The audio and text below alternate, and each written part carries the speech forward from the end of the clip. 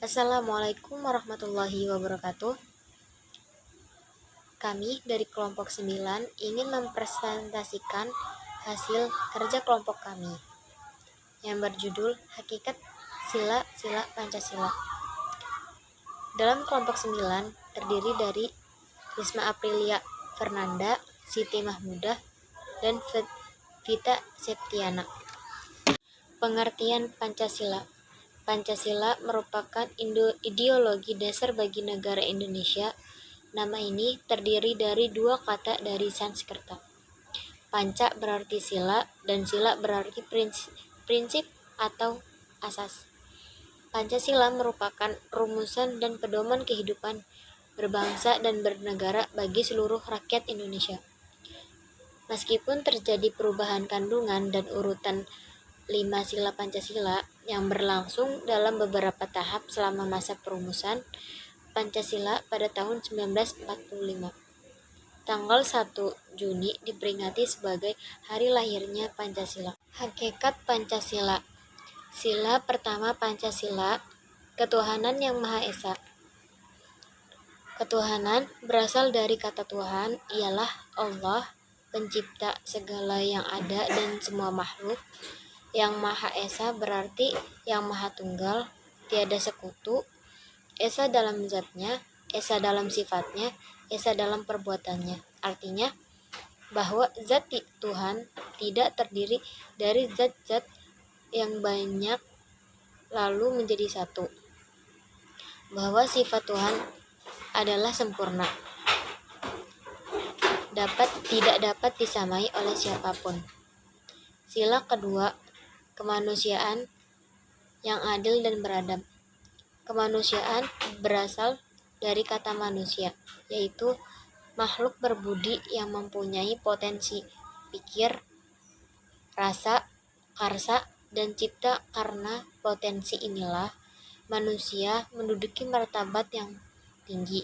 Dengan akal budinya, manusia menjadi kebudayaan. Dengan budi nuraninya, manusia menyadari nilai-nilai dan norma-norma. Adil mengandung arti bahwa suatu keputusan dan tindakan didasarkan atas norma-norma yang objektif, tidak subjektif, apalagi sewenang-wenang. Beradab berasal dari kata adab, yang berarti budaya. Sila ketiga, Persatuan Indonesia. Beradab berasal dari kata adab, yang berarti budaya. Sila ketiga, Persatuan Indonesia. Persatuan berasal dari kata satu, yang berarti utuh, tidak terpecah belah. Persatuan berarti kesatuan bermacam corak yang beraneka ragam menjadi satu kebulatan. Indonesia mengandung dua makna, yaitu makna geografis dan makna bangsa dalam arti politis. Sila keempat, kerakyatan yang dipimpin oleh hikmah kebijaksanaan dalam permusyawaratan perwakilan. Kerakyatan berasal dari kata rakyat yang berarti sekelompok manusia dalam suatu wilayah tertentu. Kerakyatan dalam hubungan dengan sila keempat, bahwa kekuasaan yang tertinggi berada di tangan rakyat. Permusyawaratan adalah suatu tata cara khas kepribadian Indonesia untuk merumuskan dan memutuskan suatu hal berdasarkan kehendak rakyat hingga mencapai keputusan yang berdasarkan kebulatan pendapat atau mufakat. Sila kelima, keadilan sosial bagi seluruh rakyat Indonesia. Keadilan sosial berarti keadilan yang berlaku dalam masyarakat di segala bidang kehidupan, baik materi maupun spiritual. Seluruh rakyat Indonesia berarti setiap orang yang menjadi rakyat Indonesia, baik yang berdiam di wilayah kekuasaan Republik Indonesia maupun warga negara Indonesia yang berada di luar negeri. Jadi, sila kelima berarti bahwa setiap orang Indonesia mendapat perlakuan yang adil dalam bidang hukum, politik, sosial, ekonomi, dan kebudayaan.